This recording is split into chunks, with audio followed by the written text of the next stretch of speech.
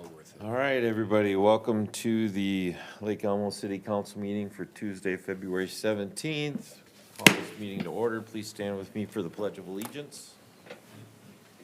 Pledge allegiance to the flag of the United States of America and to the republic for which it stands, one nation, under God, indivisible, with liberty and justice for all.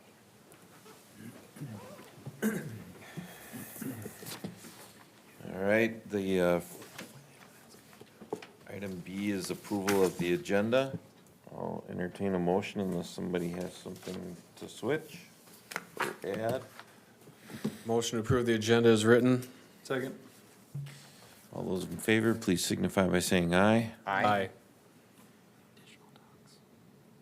We do not have any public comments or inquiries, I'm taking it. Anybody hand in any sheets? That's correct, none. Okay. Item D is approval of minutes from the 4th of February. Unless somebody has something that wasn't correct, I'll accept a motion to approve those. So moved. Second. We have a motion and a second for approve the council meeting minutes from the 4th of February. All those in favor, please signify by saying aye. Aye. All right. Item E is the consent agenda, which includes approved payments and disbursements, approved building permit fee reduction for the St. Jude Dream Home, 3767 Knightsbridge Lane North, approved zoning text amendment, public hearing notice distances, approved zoning text amendment, housekeeping items, approved hiring of full-time firefighter. Yeah, that's it on the consent agenda, rather short this evening. I'll entertain a motion to approve the consent agenda as provided. Move to approve the consent agenda? Second. We have a motion and a second. All those in favor, please signify by saying aye. Aye. All right. Jumping right into our regular agenda, we'll have City Engineer, Mr. Stanley, talk about the 2026 street and utility improvements, accept bids and award contract.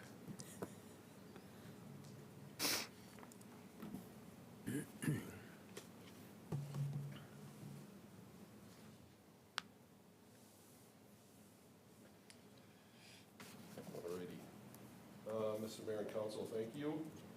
Before you tonight is an item, as you previously stated, to accept bids and award a contract for our 2026 street and utility improvement project. Tonight I've provided a brief recap on a number of items, project location, where we're at with the schedule, recap those proposed improvements for the neighborhoods, talk about some parking restrictions that are going to go into place post-project, and then talk about bids and next steps. So, project is in the Lake Elmo Heights neighborhood, which is shown on the screen here. Just note that there is one cul-de-sac that's technically part of the Eagle Point Creek Estates subdivision, Inwood Avenue, the then cul-de-sac north of County Road 6. And tonight this is a Minnesota 429 statutory process. I've got a number of steps here that we've been through on the project schedule. Tonight we're considering accepting bids and awarding a contract.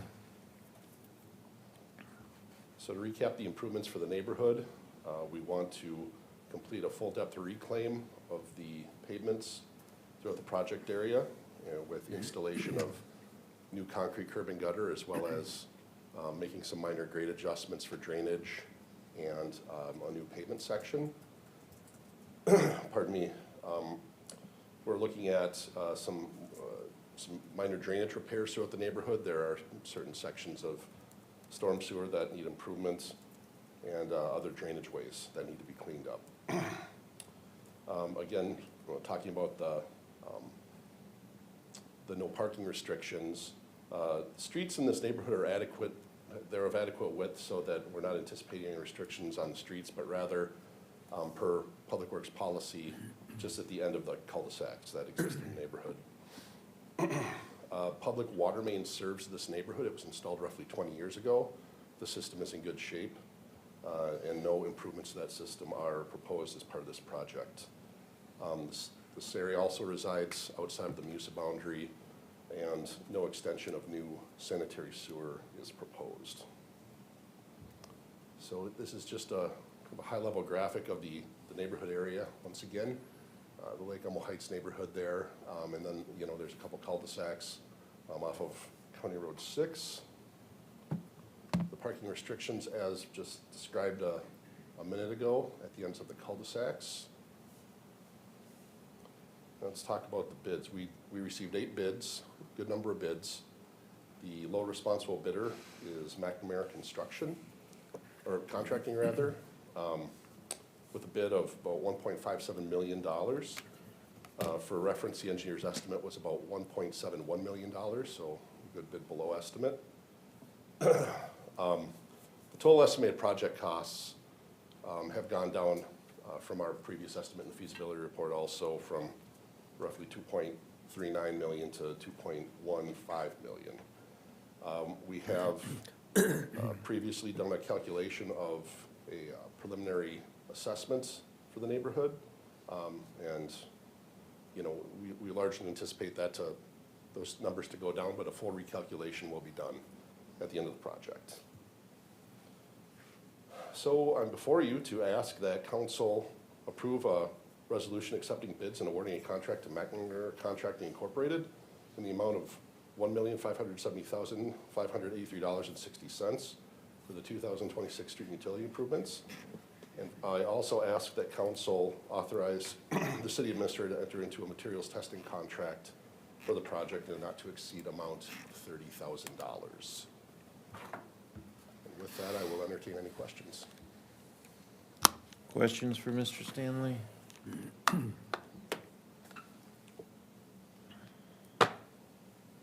Great. Hearing none, I'll entertain a motion. Motion to approve resolution number 2026-013, approving bids and awarding a contract to McNamara Contracting, Inc. for the bid amount of $1,570,583.60 for the 2026 street improvements. Is there a second? Second. Discussion? Councilmember Holtz. Just thank you again for the speed on this and getting the bid requests out early, since we know that does help to drive down the cost, so thank you for that. Councilmember Dragisich. In our packet of information, again, we talked about the financing for this project, and there's a general obligation bond, pay for property taxes and special assessments. We have a very large amount of stormwater improvements on this project, which I said before and I want to repeat again tonight, should be paid for from the stormwater utility. We can talk about that when we get to the actual financing piece, but to put those on the property tax rolls unfairly allocates those costs to people who, some people who benefit pay nothing and other people pay disproportionately more. I'll let go with that. I just don't want it to go unsaid that it was in our packet and I didn't bring it up at the time we were awarding the contract. Okay.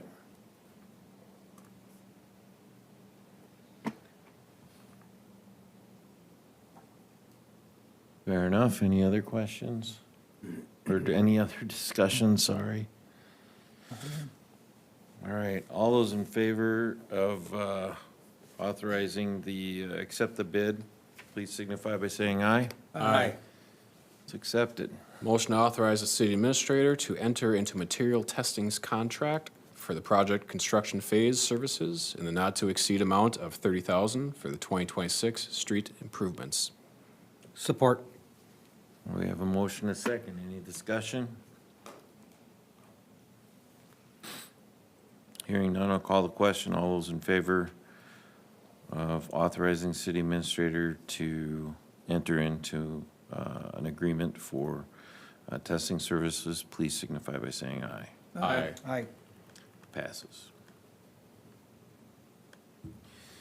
Item number, thank you, Mr. Stanley. Item number 2 is registered land survey 132-3481 Laverne Avenue. Ms. Monterusso.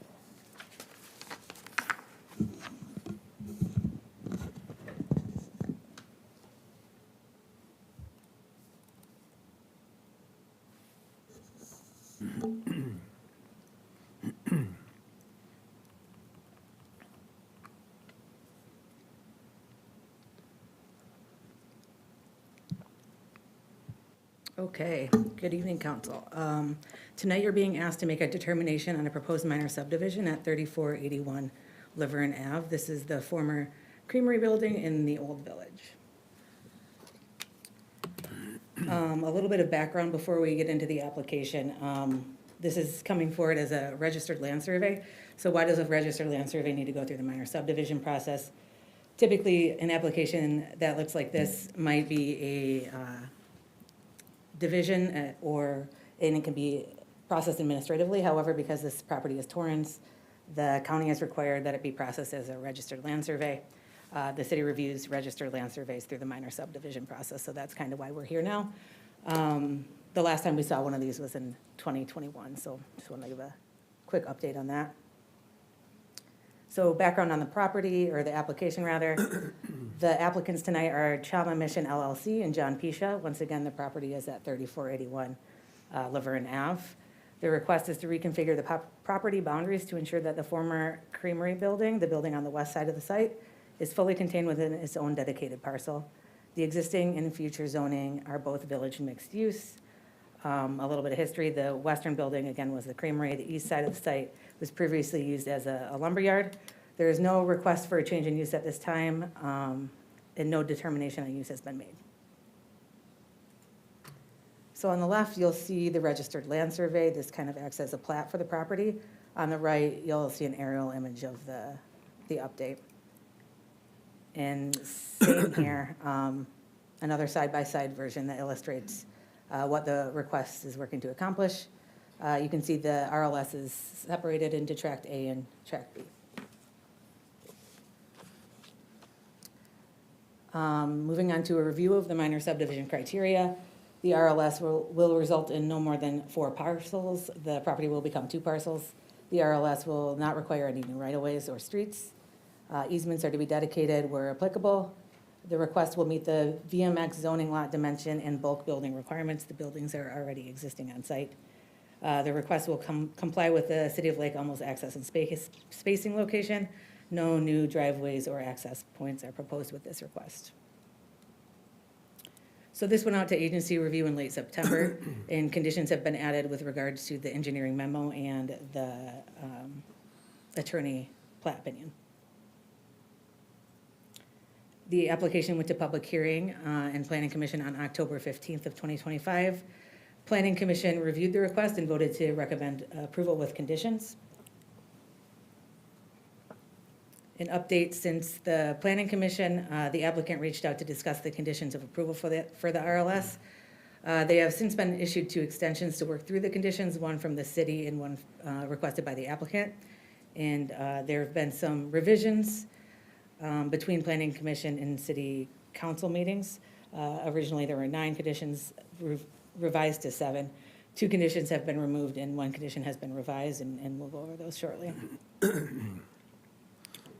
And before we go to those conditions, just wanted to get it on council's radar that between Planning Commission and now, staff have identified a public works code that states that there must be a sewer connection ahead of a property sale. This property falls into that category. So basically, we have a code that states that a connection must be made ahead of a sale, but there's no policy in place to enforce that. The council could discuss this at a future workshop, since this applies to a handful of other properties as well. That being said, this is a Planning and Zoning Act and not the sale of the property. So it doesn't need to be addressed at this point unless there's a desire to do so. So with that said, I'll move to the recommending conditions of approval.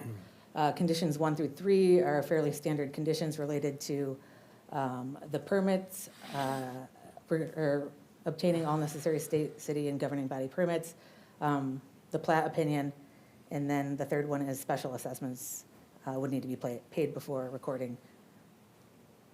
Conditions 4, 5, and 6 are recommendations from the engineering memo dated 9/23/25. Originally, these conditions were grouped together in a catch-all for condition number 4. So since then, that condition has been separated. Condition 4 has been separated out. That's regarding the driveway access. And that just states that the driveway access would need to be brought up to code ahead of any building permits. Staff separated those out for clarity. And finally, the 7th condition is a standard condition as well, that the applicants shall record the RLS in the resolution within 180 days. So moving back towards condition 6, just wanted to touch on that shortly, or briefly. The easement is required to ensure flexibility for any future development to the east. The engineering memo addresses concerns related to utilities to the site and how they will connect. This blanket easement is required at this point in time because there are no connection plans for engineering to review. So the city will want to ensure that when the connection occurs, the size and location of the easement meets the city's requirements. Once there are connection plans for review, the applicant may work with engineering to reduce or vacate some of that easement area. Once again, this is the reason you're seeing 7 conditions instead of 9, is because the previous condition regarding the timing of sewer and water has been removed. Originally, staff added this for transparency about requiring that sewer connection per the engineering memo, but the applicant had concerns about being able to do regular maintenance or emergency repairs on the building. So staff decided to remove the condition because conditions of code requirements are still applicable, and they are expected to be addressed, 1, ahead of the sale, and 2, when redevelopment occurs. So moving on to the recommended findings, staff is recommending that council consider the following findings.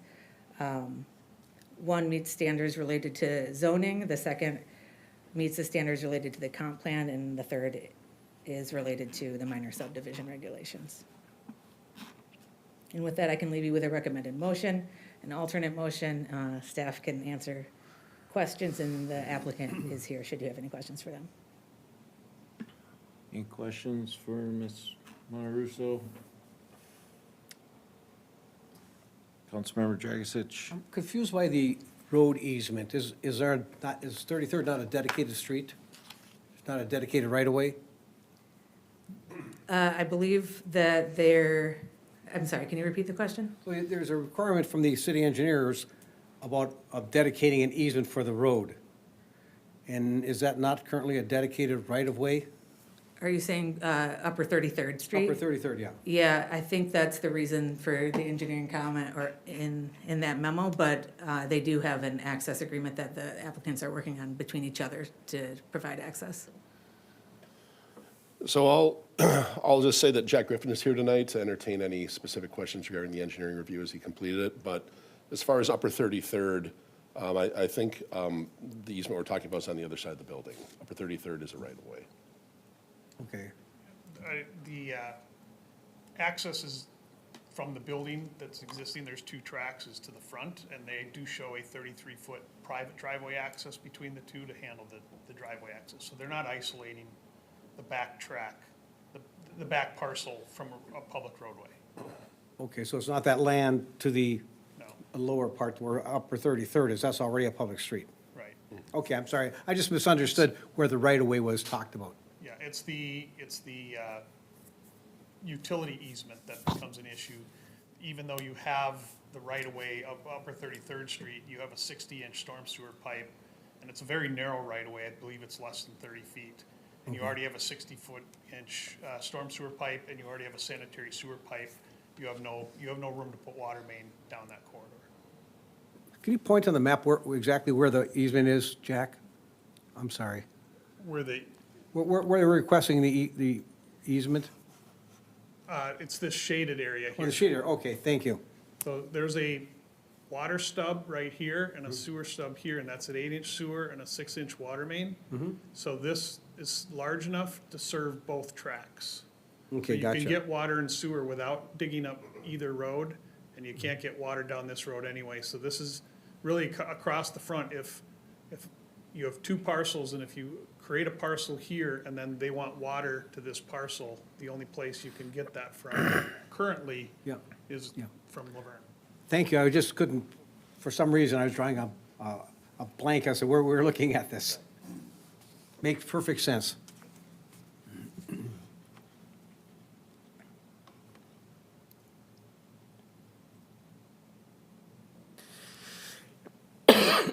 Excuse me.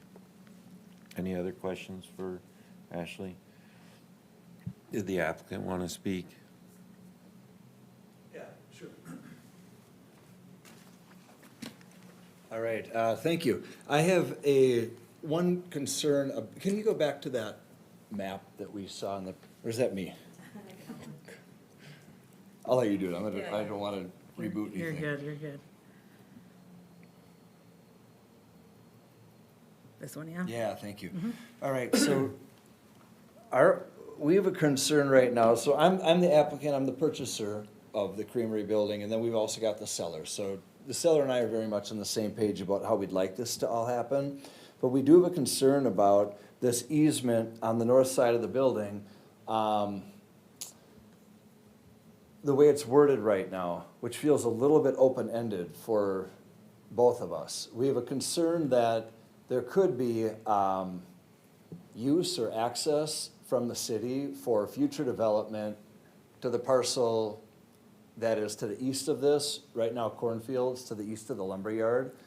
We don't want to have, I don't want to get to a point where I've finished and paved this parking lot area, which is more or less what I'd be doing in front, on the north side of the creamery.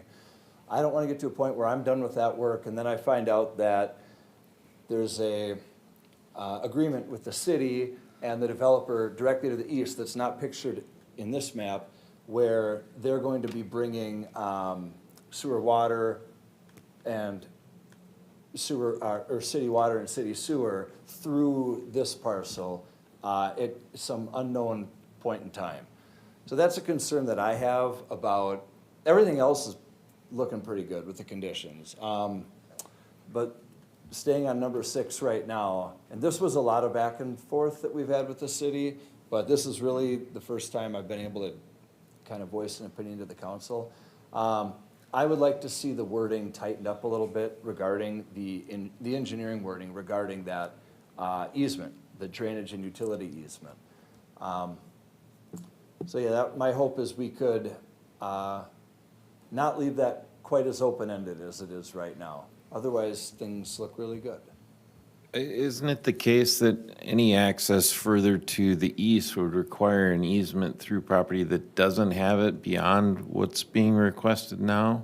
Yeah, but I think this is a little bit, the concern here, and between both me and the seller would be, it's could be setting in motion another, if they wanted to say sell their portion, this could become a condition in the future for them as well, extending all the way over to the east.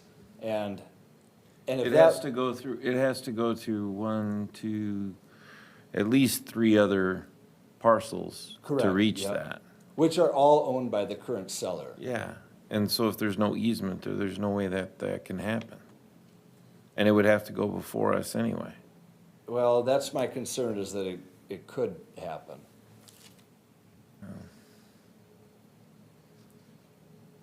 Because I don't want to have my space developed with the parking and everything, and Understood. then, to go back to that. Yeah. And one thing that we talked about with the city was potentially getting our bids for sewer connection and for water connection ahead of time, and then having the wording of the easement tied directly into those bids. That would, I would feel much better about that long-term, versus leaving it open-ended and then relying on the city or the engineer to abandon that easement after we've connected. So what language are you suggesting? I think I'd like to see us tie the easement to bids. So more or less, I would like to hold off until we have our bids, or at least make that a condition that we strike item number 6, but we reword it that there will be an easement, but the easement will be tied to the future bids. And as we're getting the bids, we present that to the city, to Ashley and to Sophie. Council, is that possible to tie an easement to the bids? Mr. Mayor, members of the council, my concern about that is what we're doing right now to get this easement is we're going to allow them to record the RLS, and that's kind of their carrot to make sure this happens. But once they are allowed to record the RLS, we don't really have Oh. any control over things. And the So- primary reason for that, other than there's access off of Laverne, is that it's tract A and tract B. The tract B would not have access if not for through tract A, right? Yeah.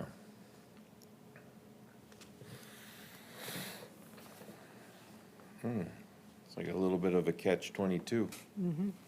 It is, and it's been this item that we've spent time kind of circling around where we can't quite seem to land this one item.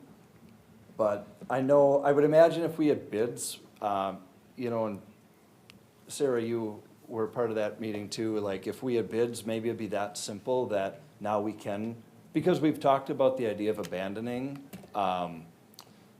this easement once we do have our connections done and finalized, and that the intention is to do that quickly, within about a year or less.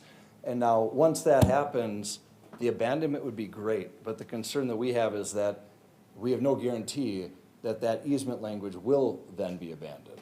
Can't that be written into the agreement? Mr. Mayor, members of the council, we might be able to write it into the easement agreement. I think technically you would still need to go through the vacation process because it's a Yeah. vacation Vacation, of a the- public the- easement. But we you could could do make that- that, or you could approve the RLS tonight with the condition that they provide us with an easement, and then the easement needs to be satisfactory before they can record the RLS. Okay. So that way they could come back and get their bids or whatever and then record the RLS, although I know there is a deadline for recording, I guess it'd be RLSs and plats, I think it's 6 months. I don't know if 6 months. That would give us enough time, but they could always get an extension. I'm just looking for a way to protect ours and still meet the buyer's, request. And I think there's got to be a way to do that through language in an agreement. So clarifying question, could that be a part of number 6, like a second sentence? That whatever the language, at stage X in the future, the city shall start the vacation process for unused easements or something like that. It doesn't say how much, it doesn't say which portion, but is that, Or even something, upon approved connection, city agrees to vacate or abandon. I mean, that's a little more specific. Mr. Mayor, members of the council, that may work, although, as you know, we've been through the vacation process.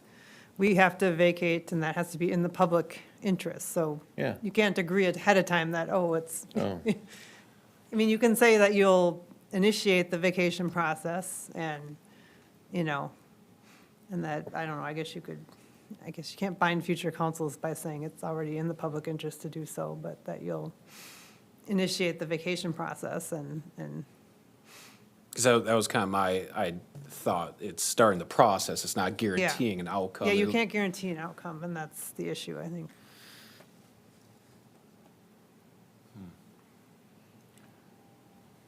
So therein lies the rub.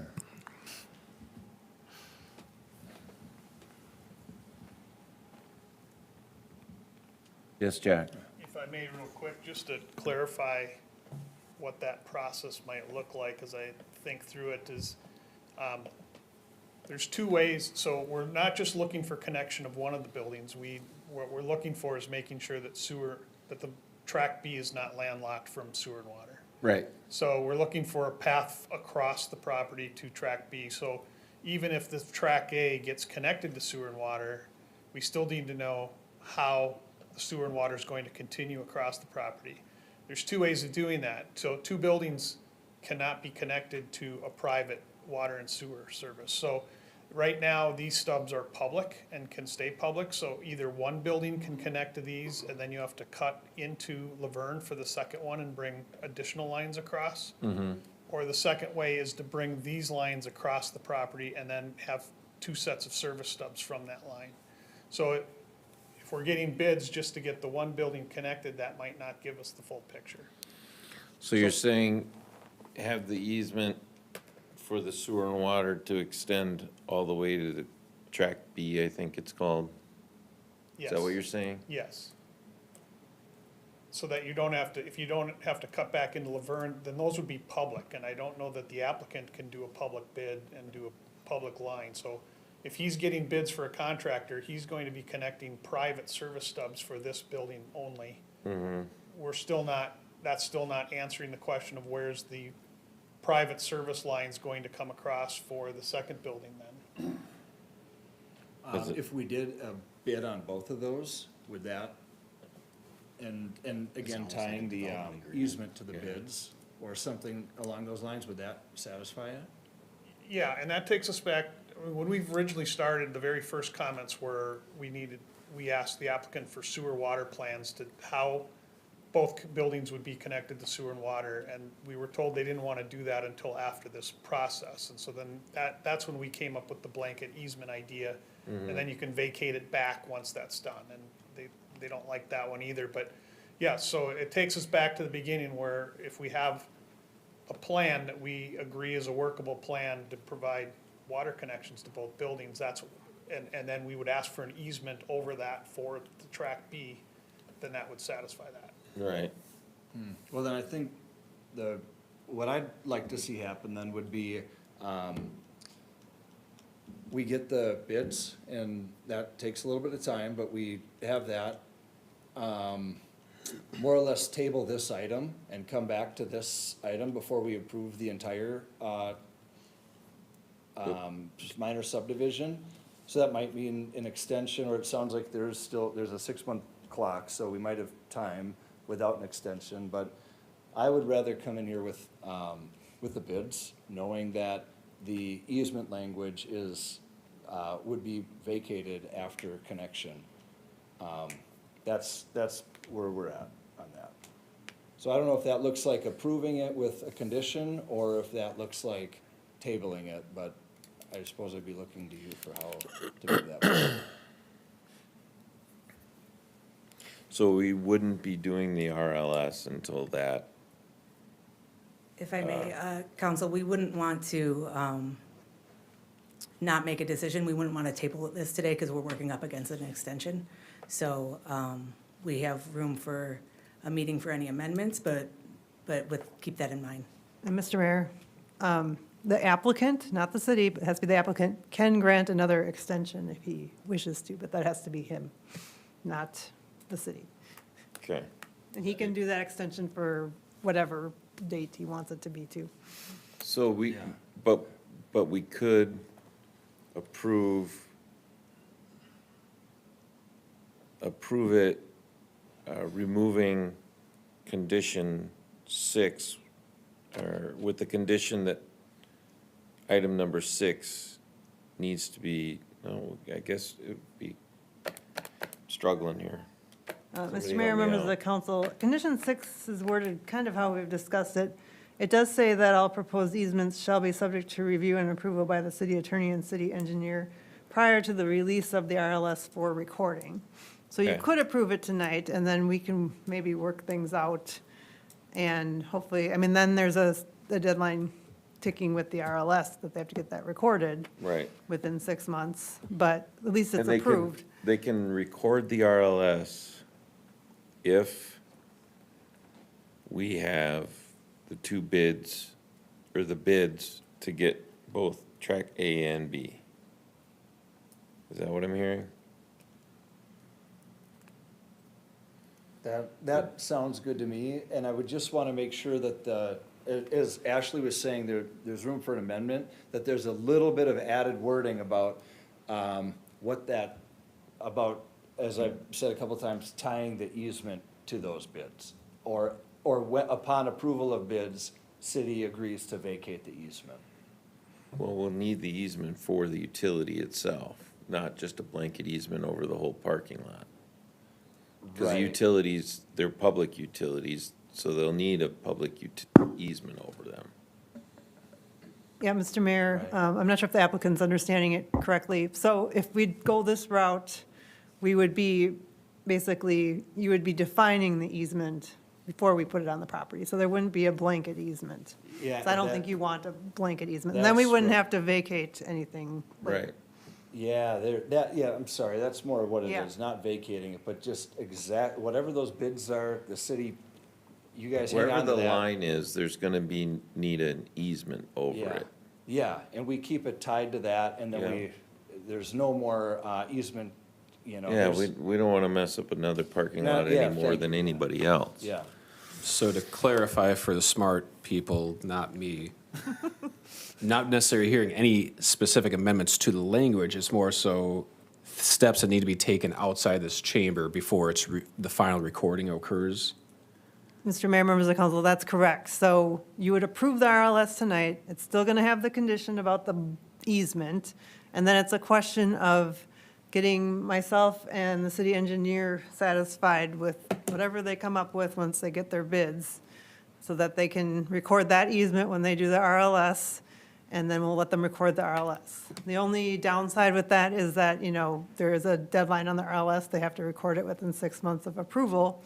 But if they want to, you've done it before, where they can come back in and get an extension if they need it. So from a timeline perspective, you need to get the bids in and documentation in the next couple months. Like, yeah, it's and not that even- would be doable. Is yeah. that, Okay. is Yeah. that acceptable to you?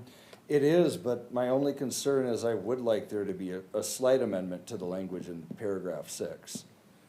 So, right now it reads, "The drainage and utility easement must be established along the entire north side of the building, extending from the eastern property line to the western property line, and shall encompass all areas outside of the building's footprint."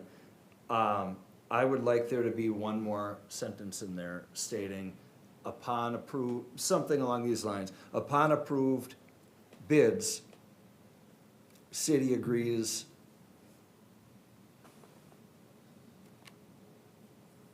Mr. Mayor? Yes. I think you could just take that sentence out, because myself and the city engineer will have control over the easement, and Take which sentence out? the I don't think sentence I'm that says looking at in- the, In paragraph 6, it says the drainage and utility easement must be established along the entire north side of the building. So that's describing the blanket easement, okay.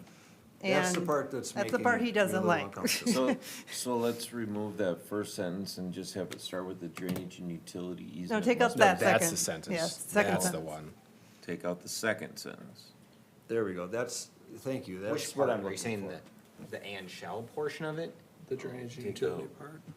Because at the end of the day, the final Well, location drainage. is still to be Take that determined out. by the You say engineer and the final lawyer. location of the Our easement will be counsel. approved I by mean, the city engineer. Well, I now think we we- leave that sentence, except the and shall encompass all areas outside of the building's footprint. We do want it to be running along the entire north side of the building, extending from east But to this west, still covers that. because they're gonna, You just need an easement Okay. where the utility line I is. do believe an easement, the blanket easement is needed if they don't come back with a plan, so, and it's not based on bids, so I think if you add, where he was saying, add a sentence, or as reduced, easement being, or as reduced based on, plans for, how both tracks would be connected to sewer and water.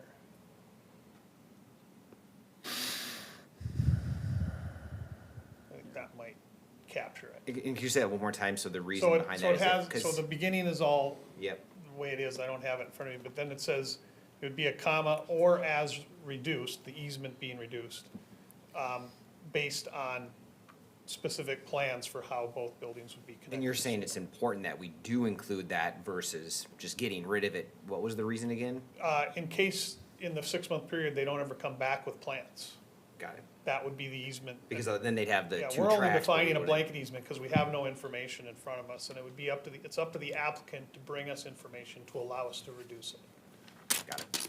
So the concern would be if they don't come back, now we have track A, track B, and track B doesn't have an And we say an easement to easement, access but there's it. no specificity to it. Okay. All right. it's So, already approved. Jack, just to state that, you're saying After the word footprint, after the word footprint, what? comma, Comma, it's the or as reduced, based on water and sewer connection plans for both track A and track B. Thank you. That takes care of my concern. Okay. If we add that or as reduced? Yeah, yeah. All right. Or as reduced what? or as reduced based upon water and sewer plans for track A and track B. Okay, thank you.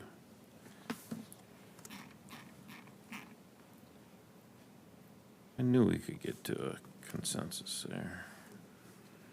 Okay, so amendment has to occur afterwards. So move to approve proposed resolution of 2026-012 for the property located at 3481 Laverne Avenue North based upon the findings of fact and the conditions presented in the staff report that we will amend later. Yeah, I should hit this one on 4 too. Council, I have to interrupt. Mr. Pisha would like to discuss condition 4 further. Driveway access area? Yeah, so, thank you. Driveway access area must be brought up to code ahead of any building permits for redevelopment. I just, brought up to code, but ahead of the permits makes it a little tricky, because if I've got permits to run my bids for water and sewer and other things that might affect what happens underneath the pavement, I don't wanna be required to pave anything before that. So, I think it's just talking about the driveway access, not the full parking lot. okay. So just as the apron comes in there, so Oh, the from okay. from a construction standpoint, Okay. it would not interfere with the work that your water and sewer is doing. Okay. All right, very good. Yeah, Anything All right, else? that's it. No, yeah. all right, Yeah, cool, thank you. thank you. We got a motion? There's a motion. No second. Second. All right, we have a motion and a second. Mr. Holtz and Mr. Hearn. Move to amend the motion so that the recommended conditions of approval in number 6, after the word footprint, there's a comma that then says, you think I can read that? Yes. Or as reduced based upon water and sewer plans for tract A and tract B. Second. All right, and we have a second for the amendment. I appreciate the amendment, the good conversation. I fully support the amendment. I do as well. Any discussion? All right. All those in favor of the amendment, please signify by saying aye. Aye. Amendment's accepted. Any discussion on the original motion? Go ahead. I know this has been a ton of work for staff. Like, you guys did hours on this. I appreciate the applicant as well coming here, providing the feedback. This is just one of those issues, it required this amount of dialogue. It doesn't happen often like this, where there's this much over something, but thank you to all for being able to do it professionally and coming to a resolution. This is the way it's supposed to work. Great. All those in favor of the motion, please signify by saying aye. Aye. Motion passes. Perfect, thank you. Item number 3, High Point Crossing Revised Concept Plan. Mr. First. All right, good evening, Mayor and members of the council. Pull this presentation up and get rolling. So, the High Point Crossing Concept Plan is back in front of you here. We're gonna have a quick discussion after this concept has been refined and resubmitted for our review. So, I think you all remember pretty well the background of this project, so I won't belabor that much. In September of '24, the city council approved the OPPUD. That would have included 65 residential units and a homestead. The property area is just under 80 acres. There are 6 wetlands on it. And the applicant will be here and happy to talk about some of the background and what led to where we are now. In terms of public infrastructure considerations, we're looking at city water required, no longer looking at community septic or public sewer, and now looking at that individual treatment or individual septic systems for the lots. There would be a required roadway connection to Imperial Avenue from Inwood. Council last looked at a couple of very draft concept plan alternatives in summer of '25, that should read. All right, so the concept plan as resubmitted is on the screen here. We can reference this, and it was also provided for your review in the staff report. You're seeing 18 lots here on a rural development with, again, private septic systems and city water with a roadway connection. In terms of land use, this property is a relatively unique future land use guidance, as you will recall, that allows from between 0.1 and 2 units per acre, which would result in a really wide range of units.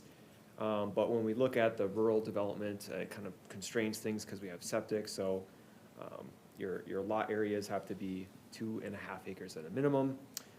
In this particular proposal, the applicant would need to rezone this property from its current rural residential to residential estate zoning. The residential estate zoning is allows the smallest lots in the rural areas of Lake Elmo, again at 2.5 acres. And actually from a zoning standpoint with that residential estate zoning, this is a fairly straightforward request. The lots meet the zoning standards for lot width. The buildings appear to meet setbacks. We do have a relatively unique standard here for the lot shapes. They have to be able to encompass a 250-foot diameter circle, which these lots are doing. And the lots also have to have at least 1.25 acres, which are free of easements or encumbrances. I think essentially the code is kind of contemplating having like wetlands or other things within the property's water bodies that would need protection. So in a high-level review of this concept against your development standards, beyond the zoning, we're looking at the lot configuration. Generally, the lots that were in the submitted concept were compliant, with one exception, which could be revised. There are wetlands shown on private lots, and so, again, we haven't seen that in most recent developments, but most recent developments have been more urban in nature with smaller lots, and so you'll typically not see in those contexts wetlands within the lots. It's generally an issue with just the areas that are allowed for building on those particular types of developments. In this case, larger lots. Looking at tree removal and landscaping, these will be reviewed in future development reviews.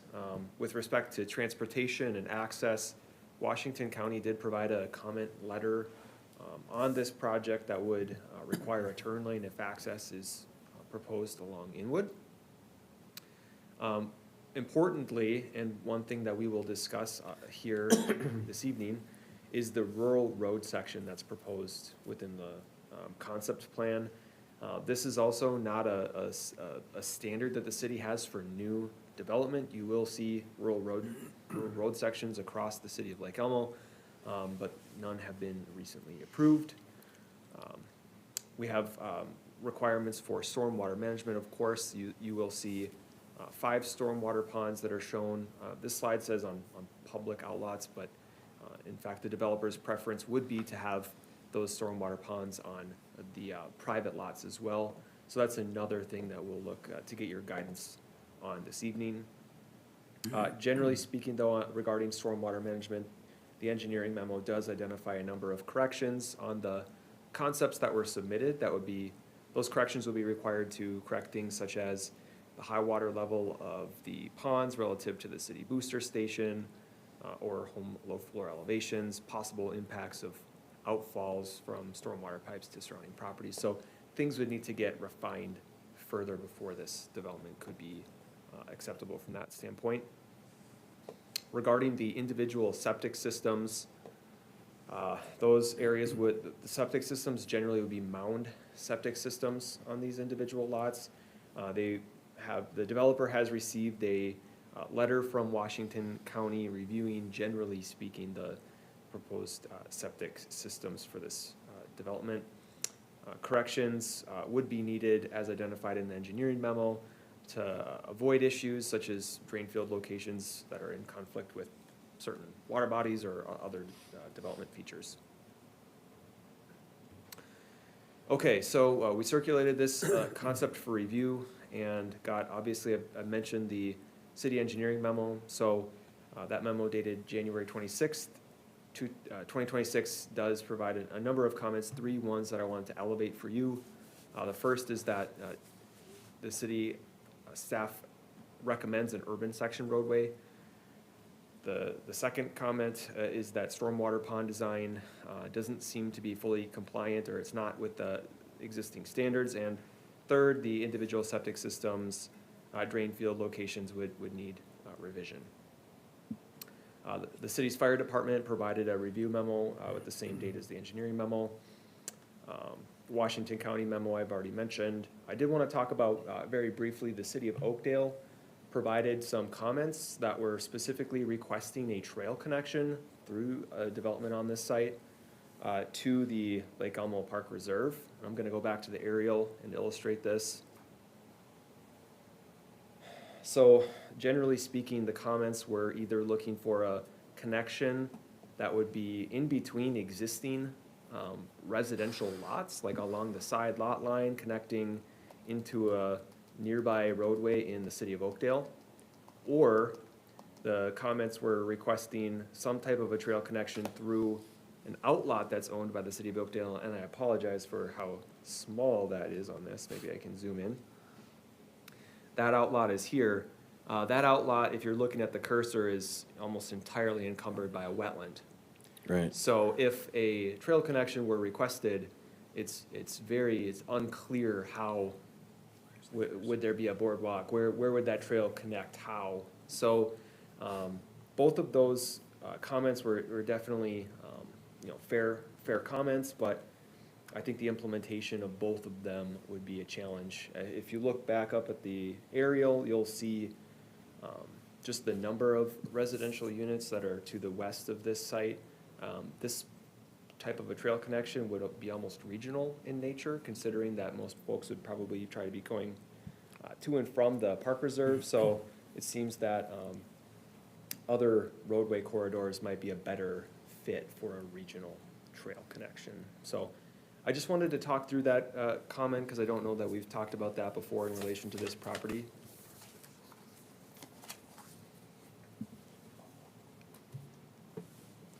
Lastly, I know that the developer is working on, or have met with the Valley Branch Watershed District and would have to continue working with them to meet their rules and requirements. So I do want to talk about those 2 areas that we're looking for your guidance here this evening.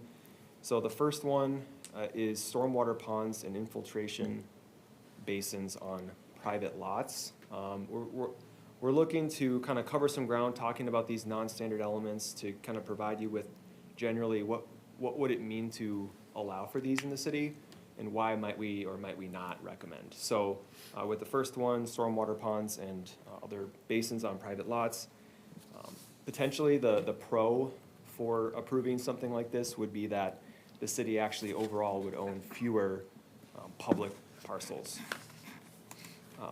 So in looking at the cons for this, and probably why the city hasn't approved these more recently, there are a number of areas where staff might have concern, including potential misunderstandings with homeowners when it comes time to maintain those stormwater ponds on their properties. Folks might feel like they have to create challenges or other things with the city to, look into their own interests. There might be access challenges to get back to stormwater ponds that are on someone's property. If they were publicly owned, it would be clear what is public and what is private. If the city does have access challenges, then that could create maintenance delays or other inefficiencies. Talking about the actual functionality of public versus private stormwater ponds, typically the city or other public organizations will have a more rigorous maintenance schedule, and so they might be maintaining or dredging ponds more frequently or doing that other maintenance that's needed. Increasing increased pond dredging costs, and lastly, property value concerns. So I will invite Senior Engineer Griffin to.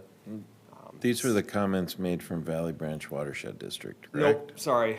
These are city staff comments on considerations for stormwater ponds on private lots, and I'll invite Engineer Griffin to provide a little bit more color here. Thank you, Mayor, Council.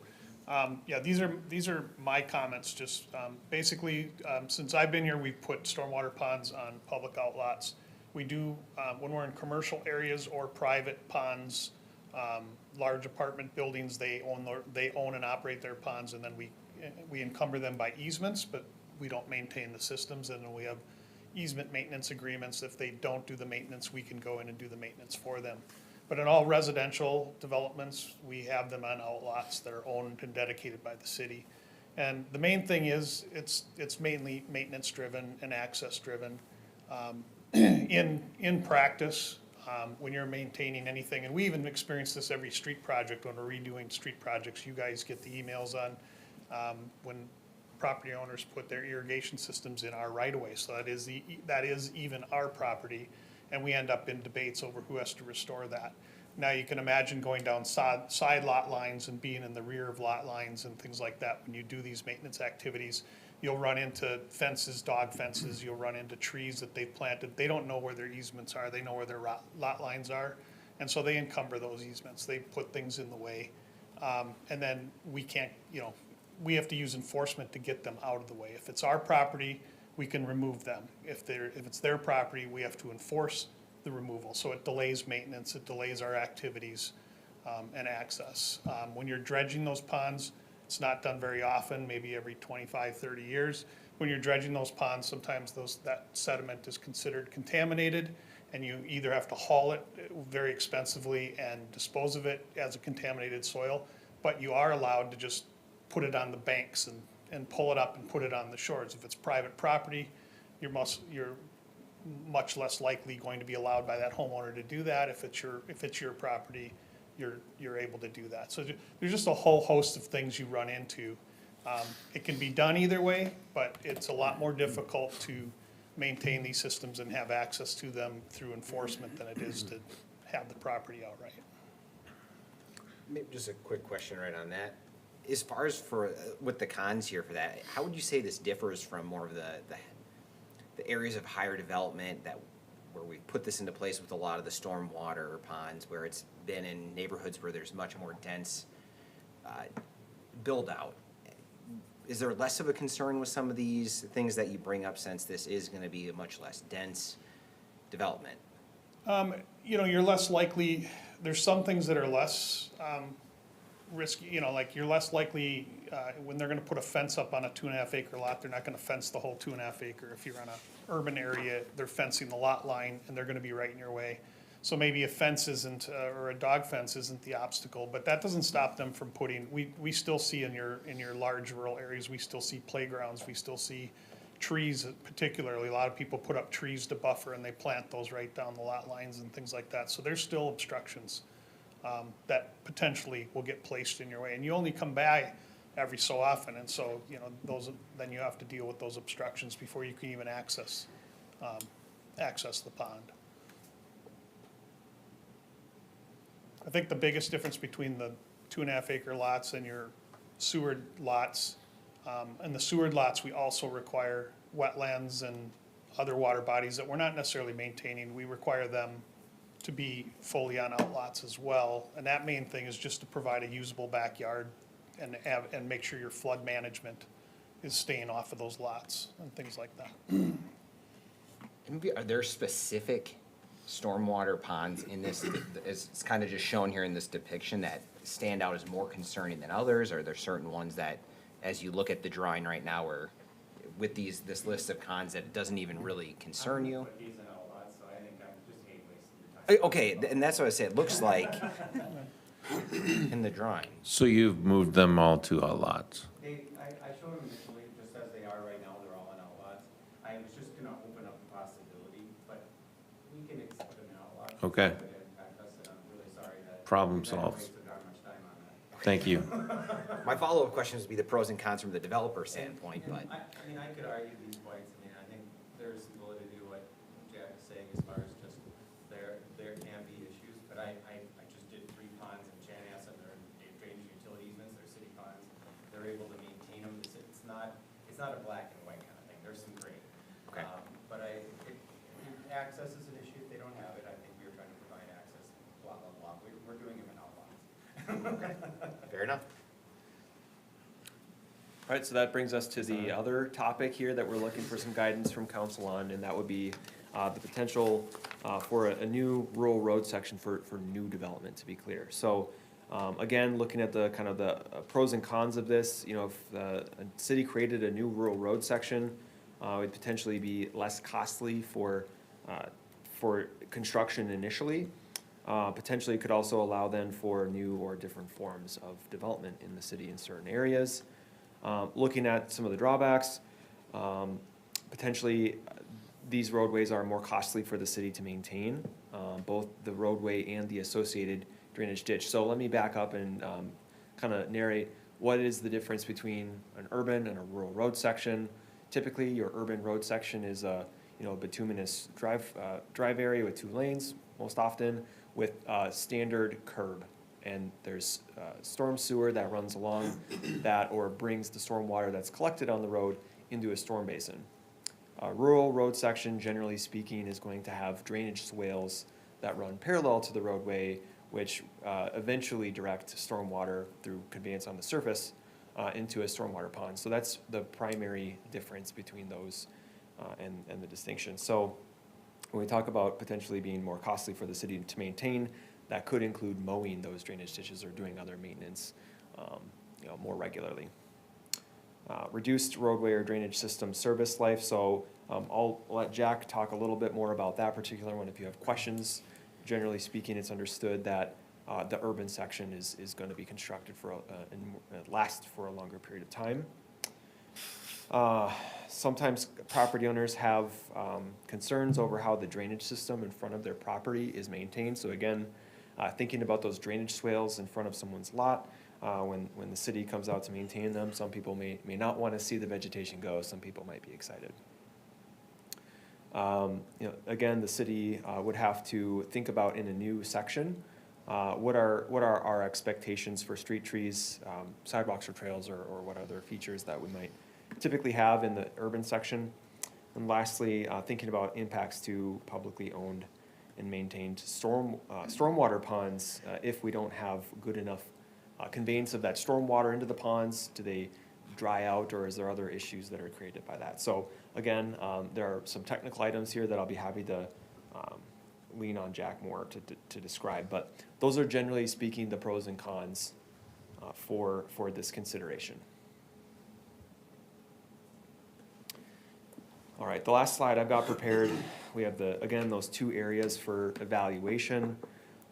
If skipping past the stormwater BMPs section, just looking at the rural road considerations. Number 1, if the city council wants to move forward with the creation of a new or allowing for a rural road section, staff recommend that we be directed to review and create design standards for this type of a rural road and bring that back with recommendations.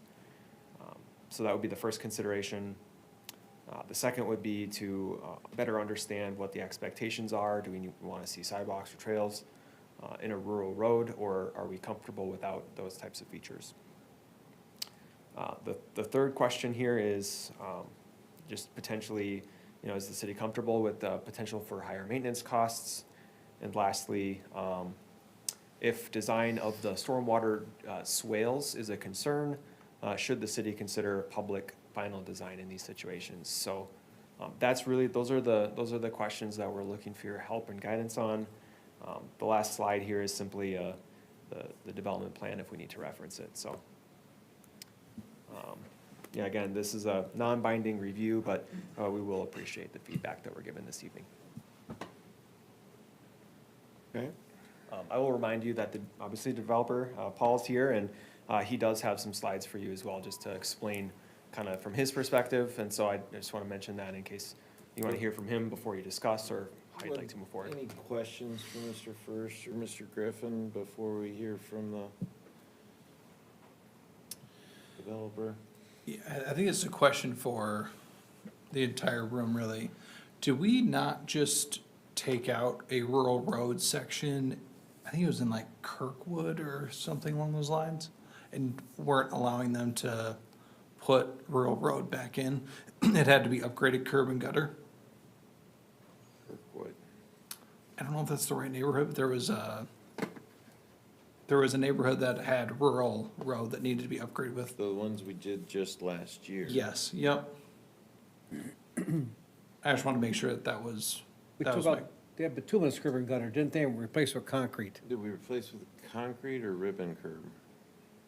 Yeah, if it's, so we have existing roads throughout the, all the county roads, all the major collector roads, 20th Streets, things like that, our rural section.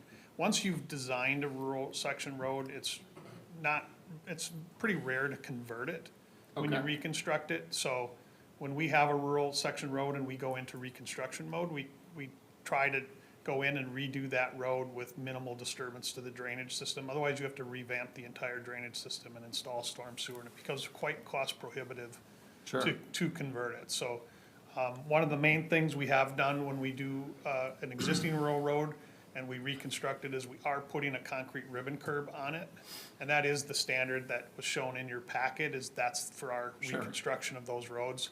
And that's just to hold the edge, because we were seeing failure on those roads early, starting from the outside cracking, So where the if it- shoulders would be washed away and things like Okay, that. so if it was constructed as rural road, it wouldn't, once it needs to be replaced in 25, 30 years, we wouldn't have to reconstruct it and go back to Correct, curb and gutter? Okay. correct. Thank you.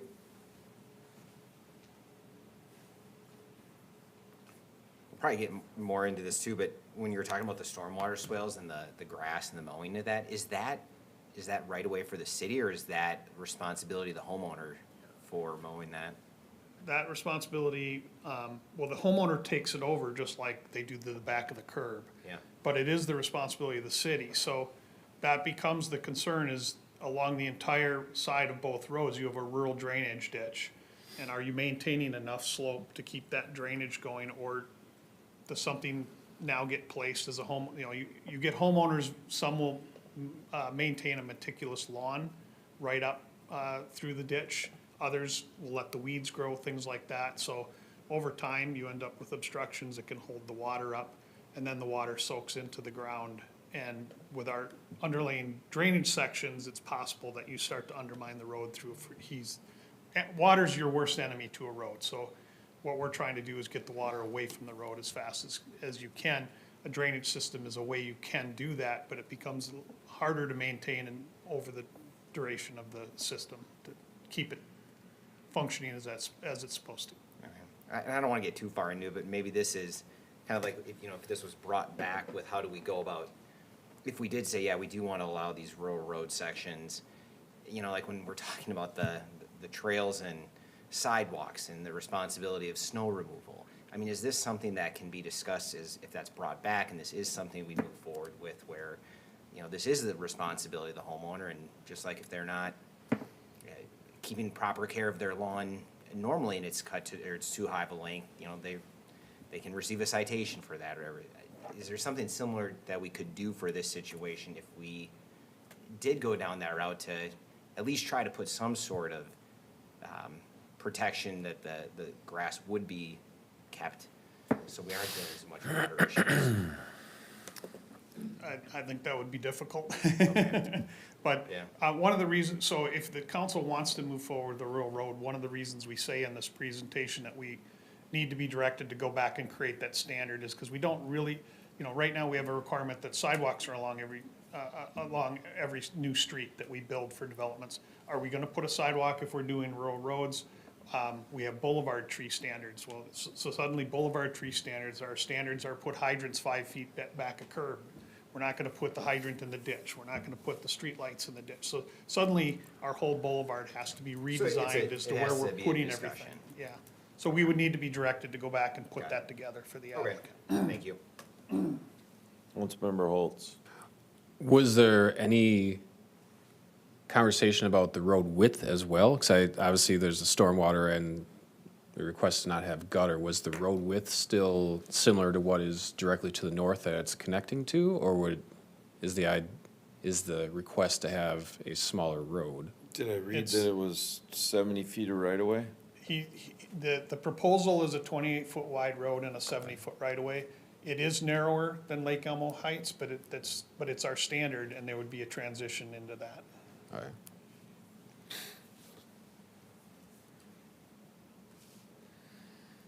Is that all for questions? We can listen to Mr. Robinson.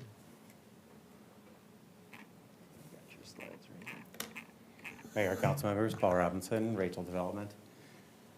Back again, here we are. Third different, our third proposal, I hope third time's the charm here. we have a little bit to chew on tonight, and I'm hoping we're getting to a plan that we all can approve. I do think there's a little bit of help I still need to make this thing go. And so let's get into it, and I've got a lot of thoughts that kind of came up as things were going along, so I hope I don't start getting off track. But as was mentioned, this is a kind of unique property. It's rural single family, so I do think that, and there's really only 2 properties like it in the city that are bigger than 20 acres. So if you wanted to start with some baby steps, you could just allow this in rural single family and see how it goes, without opening the floodgates. When we went through the OPPUD process, and I will note this, that the OPPUD does allow 1 acre septic lots, so that you could get 78 lots on here. Why I didn't do that, and why I picked the rural residential estate as well, is we had so many issues with the community septic system failing or not being able to get approved. I didn't want to risk coming forward with something I couldn't get septic systems to work on, so that's why that didn't get used. So, but anyway, my point with the OPPUD is that we worked together, and there was a lot of flexibility that we had to sort of decipher to get that to work within the code. With the residential estate, I think as was mentioned, we're really meeting all the standards, but I do need some flexibility when it comes to the engineering standards.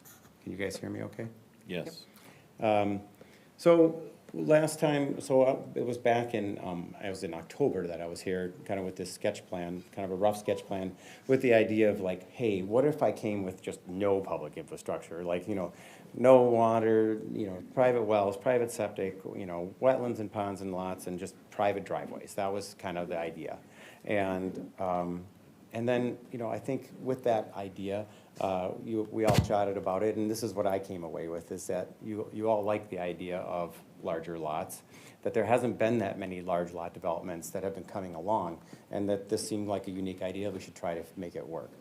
I think there was some understanding of this challenge, this sort of urban infrastructure, but yet rural densities, and trying to just make the numbers work with that kind of a metric. And a willingness to just seek ways to reduce cost, but not without giving away the bank. I mean, you want to protect your assets. And I think there was some general acceptance with wetlands and ponds in the lots at that time, and also okay with, people were okay with private drives.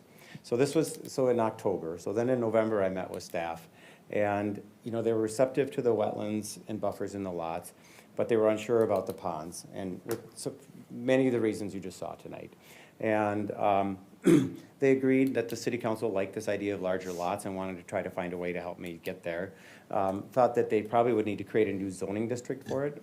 And again, here I am, in November.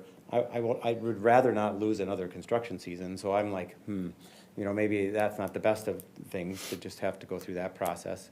And then we talked about PVC versus ductile iron pipe for the water main. And actually, I think that engineering staff was receptive to, you know, to PVC because it is very standard. It is, I'm gonna say 60 or 70% of the cities in the metro are using it now.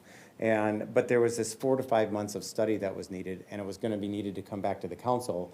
And so I was thinking, okay, you know, is that gonna delay my project by another 6 months if I push the idea? So I kind of dropped it for the time being. I'm gonna bring it up again tonight, though. And then there was just concern about private driveways and figuring out standards, kind of like what you're hearing tonight about, you know, changing standards. Also, and nothing to do with the city, the county indicated that no matter how many lots were on there, they were still gonna require a full turn lane. They just, you know, put new turn lanes on both the Lake Elmo Heights, and they put new turn lanes on at Torrey Pines, and they told me it was $500,000 for each of those projects. And so, but unfortunately, we were not in the right timing for that. And then the Valley Branch, we talked to Valley Branch, and basically their treatment standards don't change. You know, we have to basically follow the exact same rules no matter what we come forward with. So again, we picked the rural estate because a residential estate, because that just seemed like the path of least resistance. You know, it's a known quantity, we have the standards, and we meet them. And so we used, this is the kind of quick sketch we put together, because now I'm in November, right? I had to switch engineering firms too, which is another problem. That just took a little bit of time, but I need to get all this testing done before the ground freezes. And so a little bit of a panic trying to pull this off in November.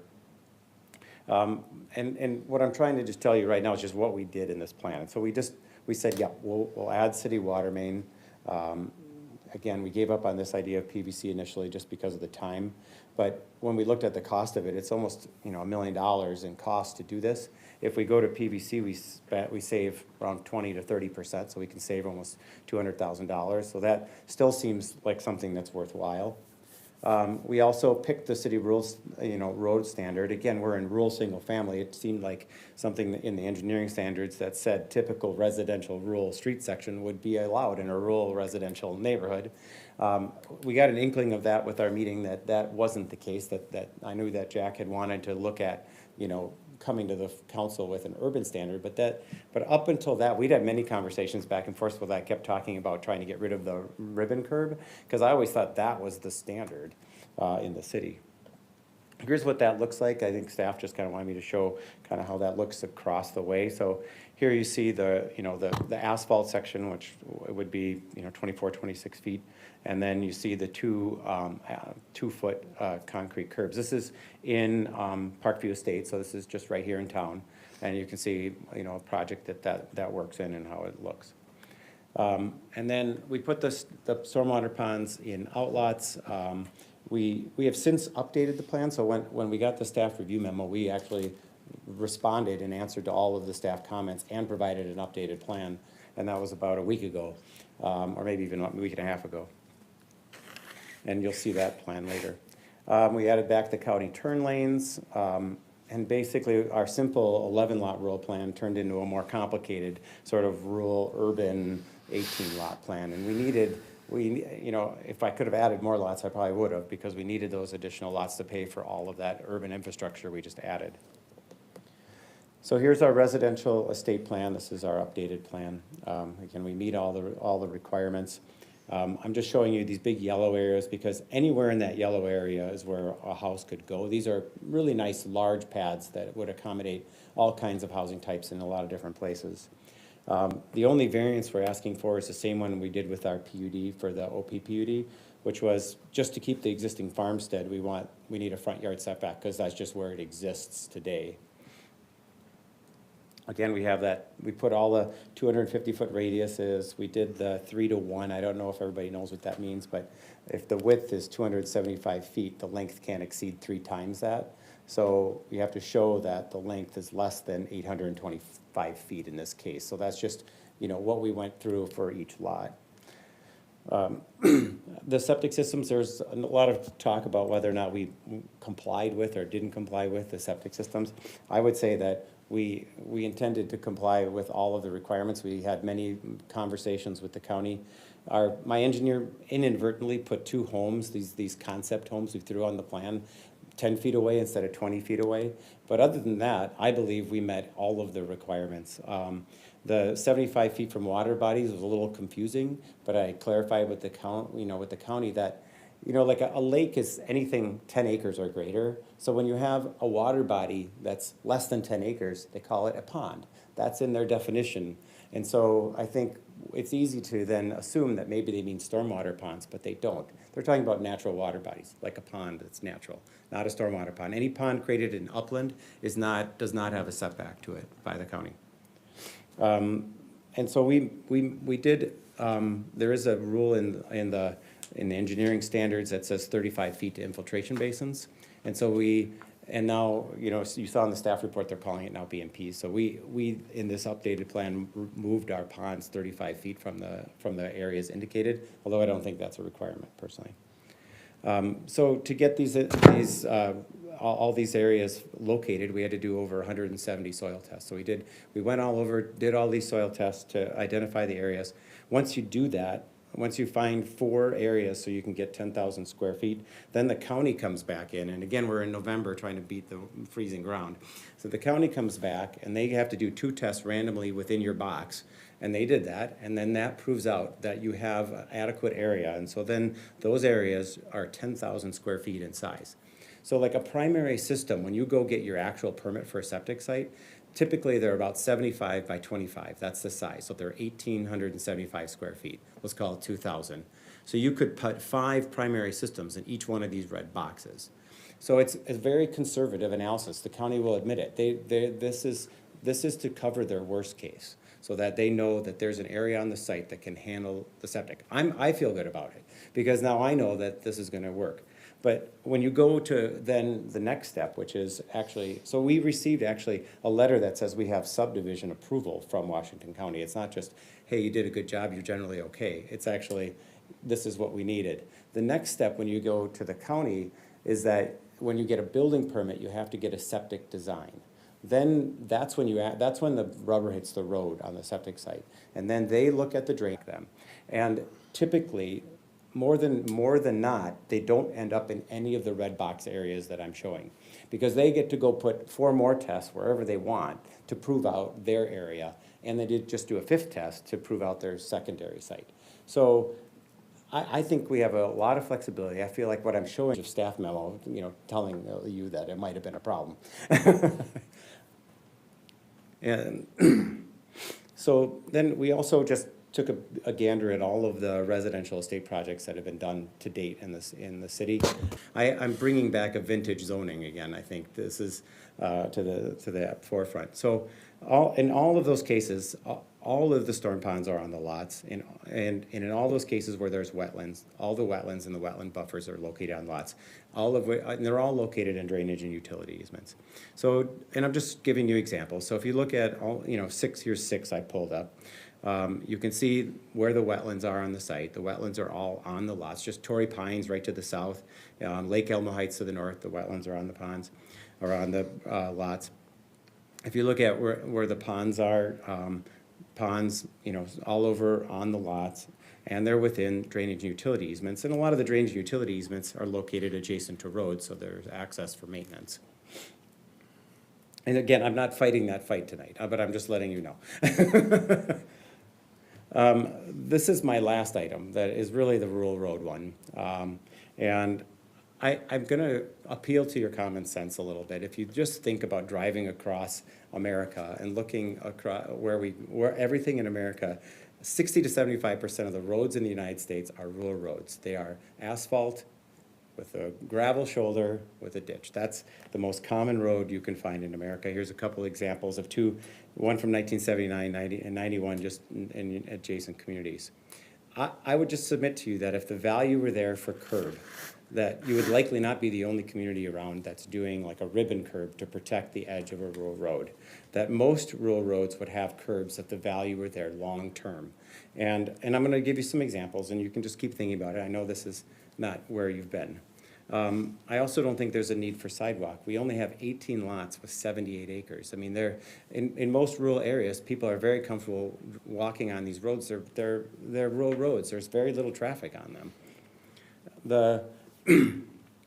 we initially accepted the idea that we would just do this ribbon curb. We would do the rural road with the ribbon curb.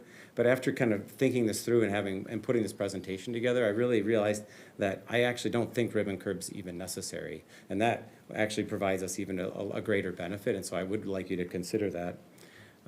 Staff is obviously asking for an urban road section, which when I was here last, I was really trying to minimize my infrastructure costs.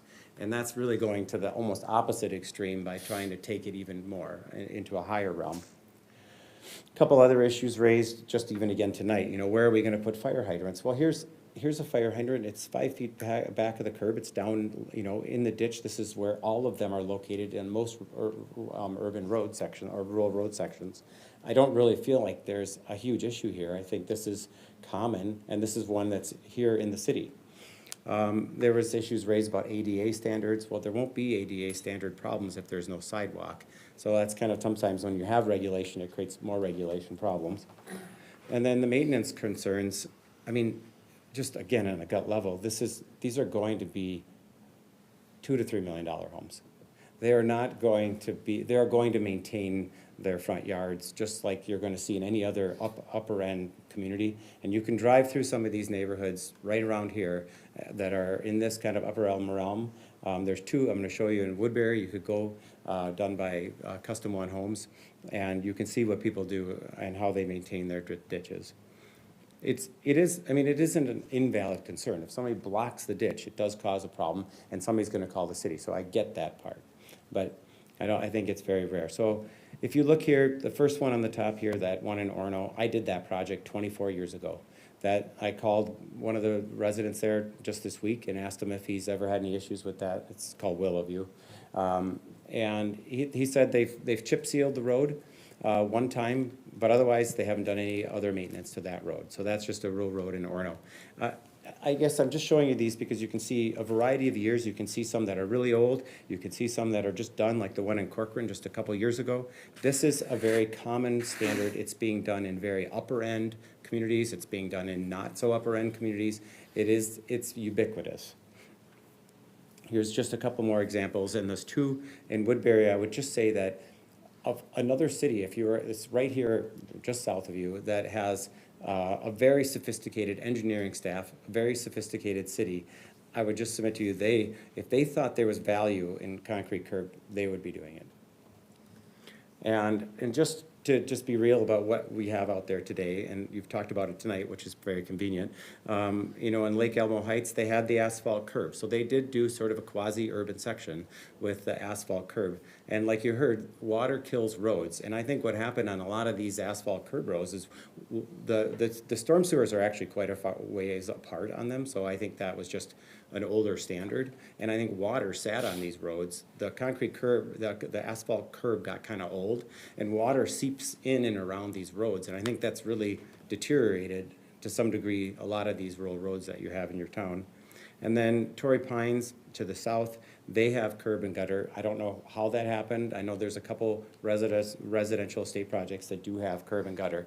But again, I've kind of made the case that I just don't think, that we can't really afford that urban standard. And so now I'm just going to summarize my presentation. I did write these up too. But we're asking to just use the rural road standard 804. Ideally, we just like 3-foot gravel shoulders and no concrete curb. That would be our ideal. As a backup, we'll just accept the 804 standard with the concrete curb as you've been installing them recently. It's an extra couple $100,000 that I just don't think adds a lot of value. And I'm really concerned about just adding a lot of delay to any project that we're coming forward with. We're hearing from Jack that he's going to have to go back and put together all kinds of standards, and there's going to be so much time. The staff's going to have to think about this. I really would like to find a way that we could move this forward without having to have months of delay to try to create new standards, because I think that you've actually implemented these things in the city already. And then I would like to have wetlands and buffers allowed in the lots. And then, I put one more page just sort of help me, let's work together. Again, I think that I would like you to, tonight, direct staff to allow PVC for water main. in a way that doesn't necessarily have to slow down my approvals, not have to wait 4 or 5 months for a whole standard to be created. There are just dozens and dozens of engineering standards just surrounding you here for PVC. I think it could be done quicker. When it comes to stormwater, if we receive Valley Branch approval, can't that be enough? Like, does there really need to be a whole nother set of review? We have so much duplicative review in this state on so many things, especially stormwater, wetlands.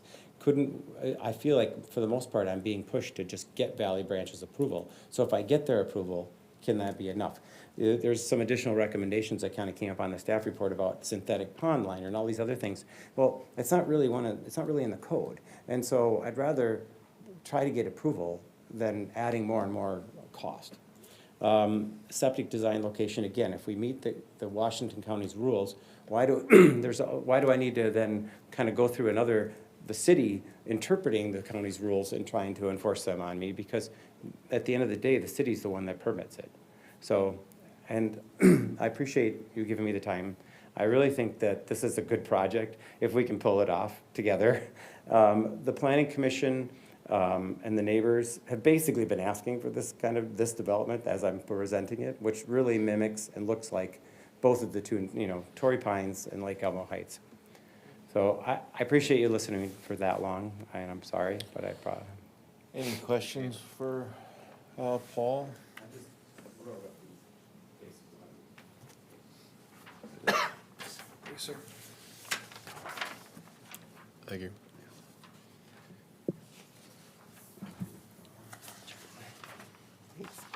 Extra one. Did the mayor get one? I did not get one. Yeah, you took his. So I took yours. Sounds about right.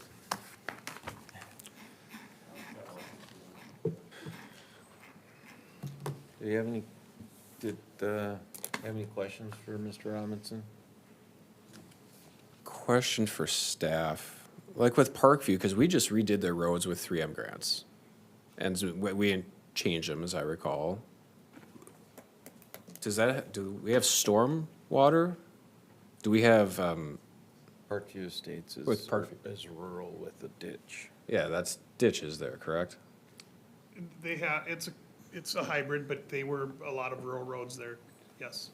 What do you mean by hybrid? Well, Whistling Valley's the same way. There were some areas that are urban. I mean, you can sometimes drive, if you drive in our rural areas, you have curb and gutter, with a grade coming to the road on one side, and you have a ditch on the other side, and that swats, it's all over the place, so.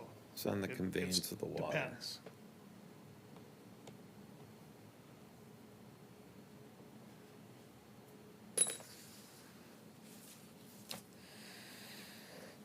Okay. So really, since there's no motion, we just talk. Well, until there's a motion, you can ask questions. Not just I wonder talk. if I feel a certain way, no. Is that what we were looking for tonight?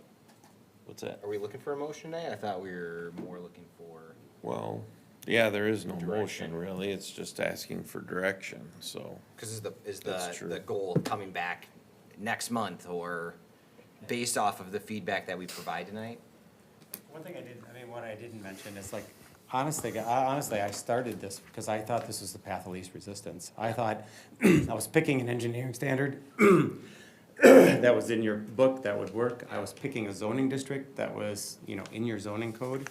And I guess, the direction tonight, yes, there's no formal, the sketch plan has no formal direction, but I'm going to be at the mercy of staff if you don't give formal direction.